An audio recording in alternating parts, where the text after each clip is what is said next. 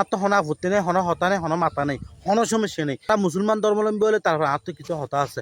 আসলে খেলাধুলো এই নন্দে আনন্দ উপভোগ করবে জিনিস। আর নবসুন্নত দাঁড়ের মধ্যে এ সমস্ত রং লাগাই যে আজকে যদি মুসলমান তুই এক ফোড়া মনের মধ্যে কষ্ট নয়, আঘাত নয়, কি মানুষ হলি আল্লাহ নবী হই দে আল্লাহ নবীর যে জীবন তুমি বেশি ভালোবাসি না পারি তখন তুই মুসলমান নয়।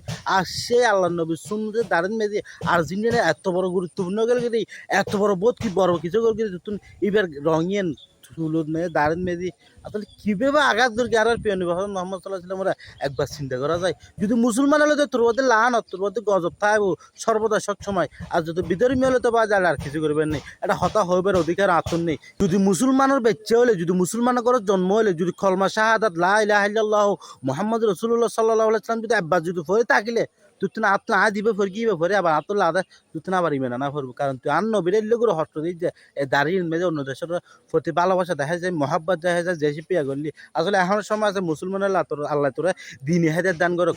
আর যদি নইলে বা দিন তো দুনিয়া না আঁকড়ে তাও একেবারে এই সরম ফরজ হতাশা কি হয় না আসলে সমস্ত হলে কি হয় বাজি নিজের তুলে হারাল বাদে ইতের বিড়িয়ে ছবি